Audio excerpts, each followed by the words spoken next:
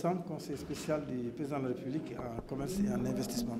D'abord, je voudrais féliciter les participants et encourager vraiment les promoteurs pour ce sommet qui vient en son heure pour plusieurs raisons. La première raison, comme vous le savez, nous sommes en période de Covid et actuellement, avec la grâce de Dieu, nous sommes en train de gérer cela. Il y a ce qu'on appelle la relance post-Covid. Il y a la résilience post-Covid. Et donc, un tel sommet, un tel atelier, un tel forum rentre dans le cadre des actions de résilience et notamment du secteur privé. La deuxième chose, comme vous le savez, nous sommes en train de mettre en œuvre un programme qu'on appelle le PSE et en particulier le PAP 2A, donc les plans d'action prioritaires ajustés et relancés. Et le focus de ça, le président a mis l'accent sur la transformation industrielle. Et tous les participants quasiment que vous avez vus là sont dans les services, mais également et surtout dans le cadre de la transformation des produits locaux, qui seront donc un important maillon donc, de ce programme PAP 2A.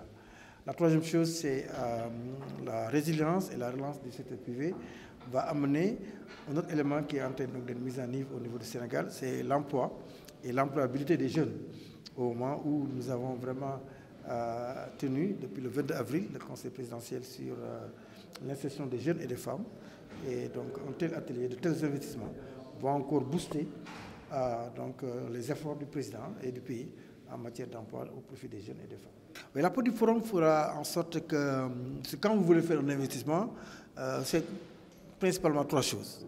Il y a les capitaux, il y a la technologie et il y a la main-d'œuvre. Nous avons plus ou moins la main-d'œuvre, mais on n'a pas les capitaux et on n'a pas la technologie. Donc le forum va nous aider à au moins réserver ces deux gaps-là sur trois. Et donc, ce faisant, et surtout le faire au profit du secteur privé et au profit des PME et des PMI.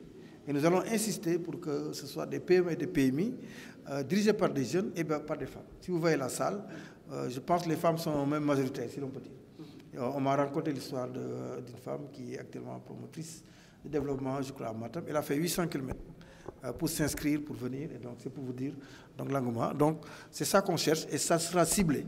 Donc, il y aura ce qu'on appelle les BTP, il y aura le matching qui fera en sorte que ce ne sera pas une foire. Ce n'est pas une foire.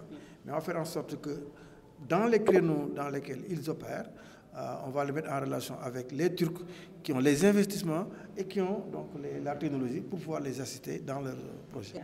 Voilà, comme l'État de l'homme, d'abord, j'ai été instruit par le chef de l'État qui a reçu le courrier des organisateurs qui m'a demandé, en tant que point focal, commerce et investissement au niveau de son cabinet, de venir présider cela.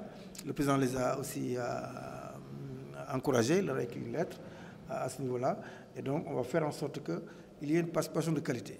Donc, outre le domaine étatique, des structures comme le COSEC, comme les chambres de commerce, les chambres de métier, et certaines structures privées de grandes entreprises ont été actionnées pour pouvoir accompagner et faire part de la délégation pour montrer un peu le Sénégal, puisque l'idée ici, c'est de faire en sorte que, et les Turcs l'ont déjà promis, que le Sénégal soit à l'honneur dans ce forum, et que donc on puisse montrer tout le potentiel du Sénégal, tout le Made in Sénégal, tout le label Sénégal. Au niveau du forum, il y a 20 000 entreprises turques qui vont pouvoir exposer. Pour le Sénégal, nous sommes en train de voir entre une centaine à peu près. Compte tenu donc du Covid et de toutes les questions que vous connaissez, mais actuellement, au moment où nous parlons, on est dans la centaine. Cette organisation, cette année a été organisée par ATIC Sénégal, qui fait partie d'ATIC Afrique, laquelle ATIC Afrique justement couvre les 55 pays donc, de l'Afrique.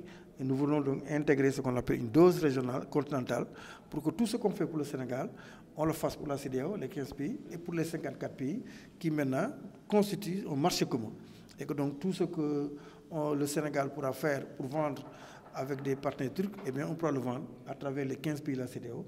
Nous le faisons déjà à plus de 46%, et le faire aussi au niveau donc, de l'Afrique avec les 54 autres pays africains.